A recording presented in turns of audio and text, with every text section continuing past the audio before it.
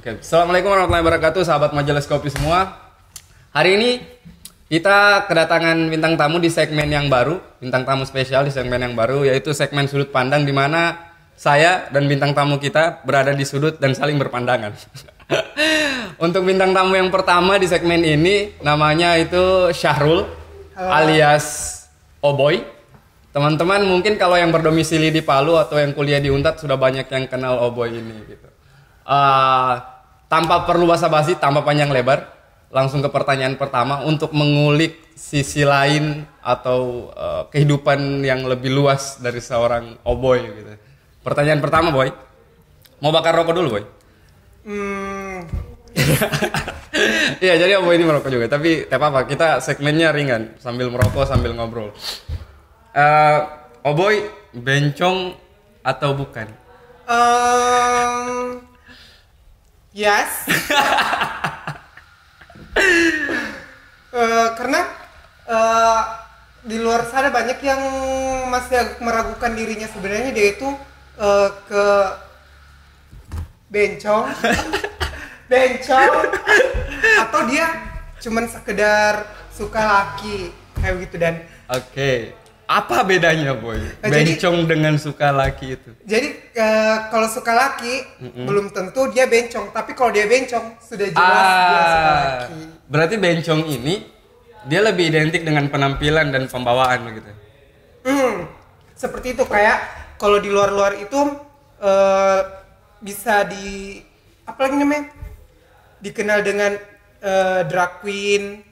Drag queen itu yang biasa bekerja di klub-klub malam yang dandan seperti cewek. Nah, itu drag queen. Kalau di ada banyak istilah-istilah yang baru saya dengar ini, Boy. Drag queen. Drag queen. Drag queen itu berarti pekerja di klub malam. Dia tidak harus cewek.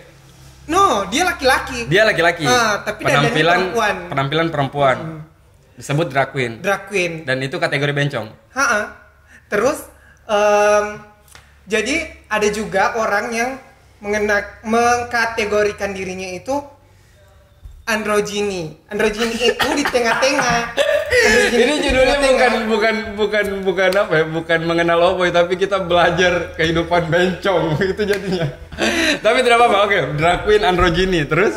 Jadi androgyny itu dia ada di tengah-tengah antara dia berpenampilan perempuan, tapi tidak keseluruhan menampilkan sisi perempuannya, kayak dia keperempuanan, tapi dia memix antara perempuan dengan laki-laki. Androgyny. Nabalaki kalau orang Palu bilang. Nabalaki, androgyny. Oke. Nah, Oboy ada di kategori mana? Mungkin saya androgyny kali ya, karena saya masih takut untuk berpenampilan kebencong-bencongan. Oke, berarti androgyny. Berarti memang separuhnya saja begitu ya bahasa kasarnya. Tersinggung nggak kalau teman-teman atau orang panggil bencong, Boy? Enggak sih. Tidak. Biasa aja. Atau yang lain kira-kira ada yang pernah tersinggung tidak? Kecuali kalau misalnya saya tidak se-close itu dengan mereka, terus dia bilang saya bencong. Maksudku kita tidak sedekat itu untuk bicara hal seperti itu dan untuk orang asing jangan sembarang lihat orang penampilannya dan panggil dia dengan sebutan bencong, karena itu sangat menyakitkan ya, maksudnya menyinggung perasaan begitu, karena tidak kenal, khususnya ke Oboy. Oke. Pernah marah tidak kalau disebut bencong sama orang lain? Tersinggung dalam hati, tapi tak ungkapkan begitu ya, marah dalam bentuk kata-kata. Pernah nggak? Enggak sih. Tidak ya? Simpan dalam hati. Simpan dalam hati. Ya? Karena mau marah juga ya percuma, karena orang menganggap kita memang penampilannya begitu. Oke, terima kasih. Selanjutnya, Boy. Orang tua tahu tidak? Mumpung nanti mungkin orang tua di rumah nonton kalau dia buka majelis kopi. Orang tua tahu tidak kalau Oboy di umur keberapa akhirnya memutuskan berpenampilan membawa kepribadian separuh perempuan gitu? Mereka tahu saya biasa dari rumah dari rumah keluar berpenampilan seandrogini itu. Dimarah?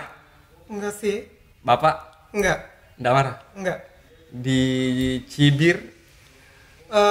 Kalau dicibir sama tetangga mungkin kali ya. Karena Keluarga maksudnya? Keluarga, ya keluargaku apalagi namanya terlalu agamis sih. Religius? Terlalu religius. Jadi ada saja yang kayak mengingatkan jangan kayak begitu. Mungkin dia terima-terima saja. Cuman kadang saya berlebihan kayak pakai celana pendek keluar terus ya. kayak begitu dan jadi bekas lihat aurat. Bekas lihat aurat uktif. Yang penting masih pakai celana. Ini masih pakai celana sih. Yang paling heboh kalau nggak pakai celana. Oke. Dari orang tua, keluarga, teman, ada yang pernah cibir tidak? Pernah sih. Dulu pernah ada yang sampai bilang sudah kuliah nih. Dia pernah bilang. Oh ya, sekedar informasi, Oboy sebelum COVID ini itu sudah S1. Kemarin yudisium dan resmi sarjana pendidikan bahasa Inggris di Universitas Andalas. Jadi jangan don't judge the book by its cover. Cerdas dia. Lanjut.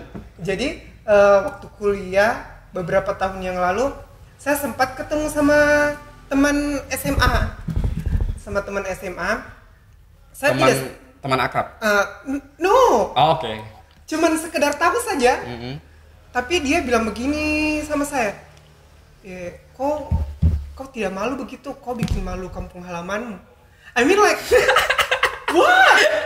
Apa yang saya bikin malu begitu? Mungkin bagi dia kau itu maskot kampung halaman begitu ya, kayak brand ambassador kampung halaman. Tidak, berlebihan ya. Berlebihan sih. Berlebihan, oke. Makanya saya rasa kayak apa yang bikin malu? Menurutku memang kalau orang tua aku saja kayak tidak malu dengan bawa saya ke sana kemari. Terus kenapa kau harus sensi begitu? Oke. Orang keluarga, teman, tetangga sudah termasuk, itu sudut pandang mereka melihat kau. Terus bagaimana dengan orang-orang yang menurutnya Oboy itu dia berjasa, contoh guru atau dosen selama kuliah gitu. Jangan pucat maksudnya. Selama ini mereka melihat Oboy ada komentar-komentar negatif atau apalah yang tidak menyenangkan untuk ya namanya juga bencong. Berarti harusnya dia mengambil. Iya. Pasti ada saja orang yang pro kontra. Iya, maksudku yang batu tusuk gitu, yang menusuk. Yang sampai komen. Kayak tadi kan teman yang menusuk kan itu, kau bekas malu kampung, kayak gitu ya. Kalau yang sampai verbal sih banyak, cuman tidak sampai pah. Oke, contoh yang tidak sampai pak itu apa? Cuman yang kayak apa lagi namanya? Terlalu saya pernah dibilang sama guruku mulutku terlalu kecewe-cewean karena saya namanya SMA nakal, cerewet, terus adu domba.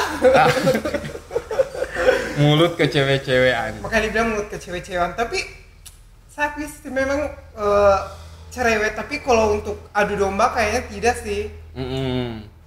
Menurutku itu sesuatu yang tidak relevan. Saya pernah mengalami hal yang sama, disebut mulut kecewe-cewean, mulutmu kayak cewek. Dan ya saya menolak, secara pribadi saya menolak, tapi saya sudah sampaikan. Maksud saya ya sejauh ini cewek banyak yang pasif atau pendiam kayak begitu. Cowok tidak semua cowok atau tidak semua cewek seperti itu. Jadi itu stereotip saja. Hanya jadi kalau dalam bahasa Inggris mungkin kita bilang talkatif begitu ya, aktif dalam berbicara. Hanya saja penghakiman kalau cowok yang cenderung aktif berbicara terus dibilang kecewe-cewean kayaknya itu berlebihan, atau ya saya sih agak kurang sepakat itu. Kayak kita sependapat di situ. Betul sekali. Tidak cewek itu ada juga yang pendiam, guys. Banyak malah ya. Jadi itu karakter, bukan persoalan seks dia laki-laki atau perempuan begitu. Itu karakter. Oke. Saya lanjut ke pertanyaan selain sudut pandang orang-orang terdekatnya Oboy. Terus Oboy lihat bencong-bencong yang lain. Bagaimana khususnya di lingkungan Kota Palu sini? Bagaimana ya, soalnya banyak orang laki-laki. Kenapa lagi-lagi? Maksudnya laki-laki takut untuk dekat dengan orang seperti kita karena dia banyak kena pelecehan, kayak di catcalling. Catcalling itu apa? biasa Androgini, catcalling apa? biasa dipanggil shoot. Oh, itu catcalling. Oke. Kakak kayak begitu. Jadi dorang kayak merasa trauma duluan kayak ih, saya takut deket dengan dia, jangan-jangan saya mau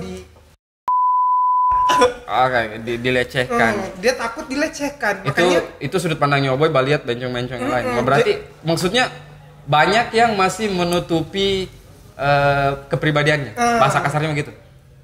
tidak sih. Oboy menurutnya Oboy masih tertutup atau sudah terbuka 100%? Saya open sih. Open ya.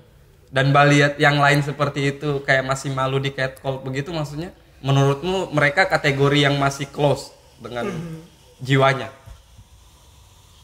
Iya. Bencong-bencong di luar sana. Bencong luar Tuh, sana. di YouTube boleh bilang bencong. Tidak apa-apa. Tidak apa-apa ya? Waria sih. Waria ya. Tapi tidak apa-apa lah, bencong saja. Ya, teman-teman yang punya dalam tanda kutip kepribadian sedikit berbeda yang di luar sana, ya ekspresikan ya. Begitu. Ekspresikan. Sebenarnya dia mau mengekspresikan dirinya, tapi dia takut. Ih, jangan nanti saya kayak tidak diterima di masyarakat. Terus dia takut. Itu kan normal, Boy. Iya sih. Karena kan masyarakatnya kita ya menganggap yang seperti itu hal tabu, toh. Ya, kayak ya wajar, itu normal. Tapi masih takut, menurutku masih takut itu. Dia masih takut. Oke.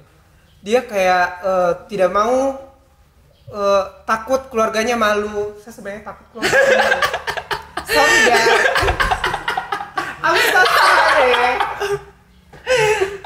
so sorry. Tapi apa ya? Kalau misalnya saya sembunyi terus di dalam cangkangku, pada suatu saat nanti saya tua, saya akan menyesal. Kenapa dulu saya tidak ekspresikan diriku? Kenapa saya tidak lakukan itu kayak begitu? Ya? Jadi apa yang sebenarnya mau saya lakukan itu, ya saya lakukan karena menurutku suatu hari akan saya sesali kalau tidak saya lakukan. Jadi suatu penyesalan. Begitu. Kalau dari itu prinsipmu ya. Kalau dari cerita itu berarti saya mau ambil kesimpulan baliatnya tidak selamanya Oboy akan begini berarti. Oboy sadar bahwa tidak selamanya begitu. Iya. Ya. Maksudnya mungkin hanya di masa muda ini saya punya merasa berbeda, saya ekspresikan gitu.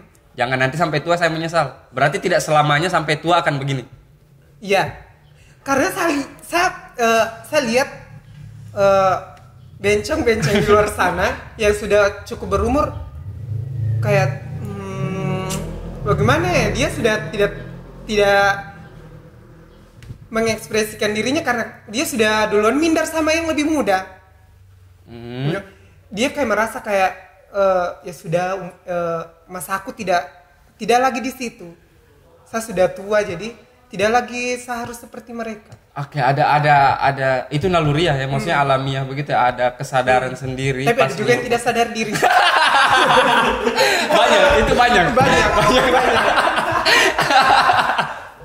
Bencong-bencong tua di luar sana yang tidak sadar diri, kasih saya kesempatan, kasihan. Saya mau lanjut ke pertanyaan. Kalau Oboy melihat, karena kan pergaulannya juga pasti kurang lebih lingkaran-lingkarannya Oboy yang punya gaya yang kurang lebih sama toh. Nah, melihat gaya hidupnya itu, Oboy bisa jelaskan tidak dari sudut pandang itu, orang yang punya perasaan lebih atau pengen mengekspresikan dirinya lebih berbeda itu seperti apa begitu? Di umur berapa sampai berapa dia normalnya berekspresi dalam tanda kutip bencong, di umur sampai berapa dia ya normalnya sudah harus sadar begitu, dengan sadar dengan dunia bahwa ya kehidupan normal harus ya menikah. Oboy mau menikah? Menikah tidak ada di bucket list. Maksudnya Oboy melihat itu seperti apa? Itu perlu ada seperti itu atau ya bebas saja? Menurutku dari usia ini sih, dari usia SMP orang itu sudah mulai kalau di orang Palu bilang capo didi. Apa itu capo didi? Apa ya, bertingkah. Oke. Bertingkah. Jadi orang kayak mulai carmuk, cari-cari muka, terus cari-cari perhatian. Biasanya yang seperti saya ini kebanyakan attention seeker. Jadi dia kayak butuh perhatian, kayak anggaplah kayak di tengah keramaian dia selalu mau merasa bilang, "Ya saya ada di sini. Saya ada di sini," kayak begitu ya. Kurang perhatian.